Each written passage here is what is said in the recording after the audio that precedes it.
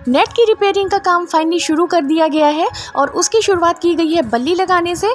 अगर हम लोग बल्ली नहीं लगाते हैं तो मान लीजिए ये नेट गलती से पौधों के ऊपर गिर गया तो तुरंत इन छोटे छोटे से प्लांट्स का स्टेम टूट जाएगा। ये बहुत नाजुक पौधे होते हैं और बिल्कुल भी बोझ को बर्दाश्त नहीं कर पाएंगे, लेकिन काटना ज़रूरी है क्योंकि ये नेट अब रिपेयर नहीं हो पाएगा। इसलिए हम लोगों ने नया नेट ख़रीदा है और यहाँ पे डबल नेट को आपस में सिल लिया गया है और फिर हम लोग उसको लोहे के नेट के ऊपर डाल देंगे। ठीक है दोस्तों, 5 से 6 मीटर की चौड़ाई का ये नेट आता है जो हम लोगों को काफ़ी कम लगती है। तो हम लोग कोशिश करते हैं कि 8-8, 10-10 नेट को आपस में सिल लें और फिर उसको लोहे के नेट के ऊपर डाल दें। अब ये बल्ली से इसको इसलिए डाला जा रहा है क्योंकि इसके नीचे लोहे की नेट बनी हुई है, पतली पतली सी जाली का फॉर्म है। अगर हम लोग खींचते हैं ना तो ये नेट तुरंत फट जाएगा। तो जहाँ जहाँ पे लोहे के एंगल लगे हुए हैं वहाँ पे हम लोग बल्ली से इस नेट को ऊपर कर रहे हैं ताकि ये नेट फटने ना पाए। देखिए फ्रेंड्स, क्या होता है कि ये जो नेट की ट्रांसपेरेंसी होती है ये 50%, 75% और 90% होती है। गर्मी के टाइम पे हम लोग 90% का नेट यूज़ करते हैं और जाड़े के टाइम पे हम लोग 75% का नेट यूज़ करते हैं। परसेंट से मतलब ये होता है कि जितने ज़्यादा परसेंट का नेट होगा उतनी ज़्यादा छाया रहेगी। तो ये जो नेट है ये 90% नेट है, इसकी वजह से काफ़ी छाया रहती है और पौधों को डायरेक्ट हीट नहीं लग पाती है क्योंकि अभी मई जून में जो गर्मी पड़ेगी उससे प्लांट्स को सीधे सीधे हीट का शॉक लग जाता है और ये पौधा बहुत नाजुक होता है, बहुत कोमल होता है, इसलिए इसके लिए 95% का नेट गर्मियों में बहुत ज़्यादा ज़रूरी होता है।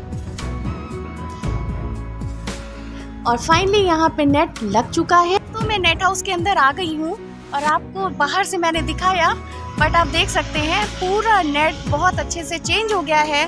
जो बीच बीच में छेद थे उनको भी हम लोगों ने सिल दिया है और जो बहुत ज़्यादा फट गया था उस नेट को हम लोगों ने रिप्लेस कर दिया है। तो अब कहीं से कोई दिक्कत नहीं है, सब कुछ ठीक है।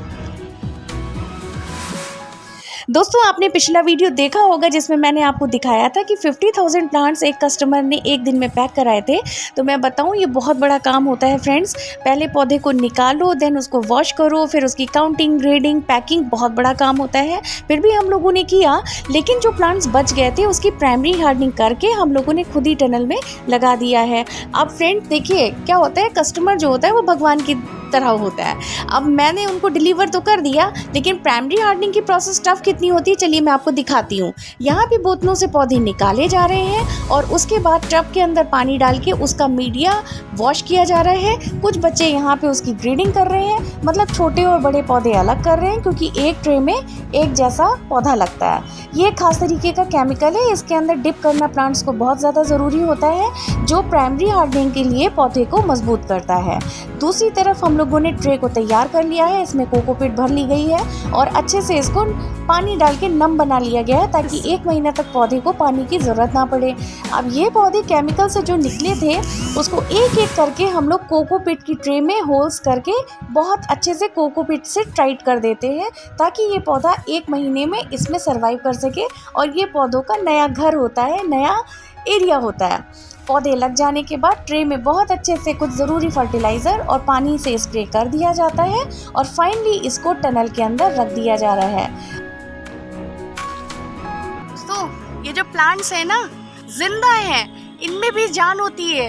ये सांस लेते हैं फ्रेंड्स, ये खाना भी खाते हैं, ये हम लोगों की बातें भी सुनते हैं और ये बहुत अच्छे से देखते हैं कि हम लोग इनके लिए कितनी मेहनत कर रहे हैं और उसका फल भी उतना ही अच्छा देते हैं।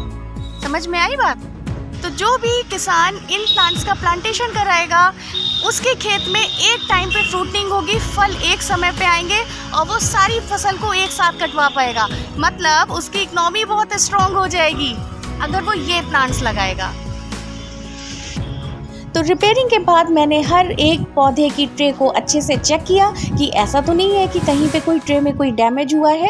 और दोस्तों, इस स्टेज पे हम लोग बहुत मुश्किल से आते हैं, पूरा 1 साल हम लोग मेहनत करते हैं तब इस स्टेज को पा पाते हैं, इस तरीके के प्लांट्स हम लोग देख पाते हैं। इसलिए अगर हार्डनिंग में कोई लॉस होता है तो उसको हम लोगों के लिए झेल पाना बहुत मुश्किल होता है।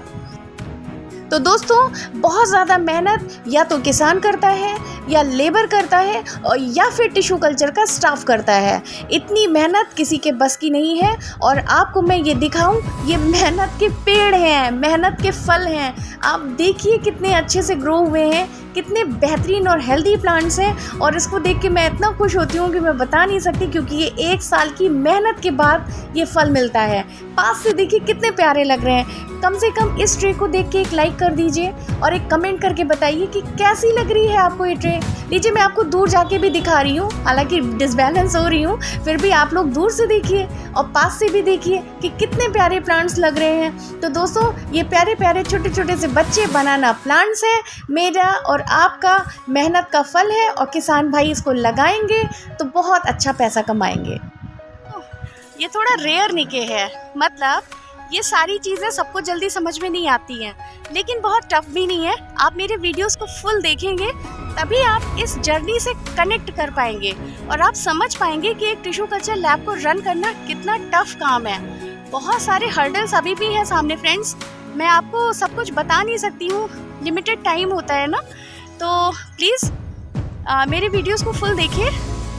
और मेरी अब सांस भी फूल रही है, प्यास भी लग रही है, तो अब मैं जा रही हूँ। नेक्स्ट व्लॉग में आपको दिखाऊंगी इन प्लांट्स के अनुप्राशन की तैयारी कैसे हो रही है। ट्रक वाले भैया जा रहे हैं, आवाज़ करते हुए जा रहे हैं। ठीक है फ्रेंड्स, फिर से मिलती हूँ। नेक्स्ट वीडियो का इंतज़ार करिए। तब तक के लिए नमस्कार।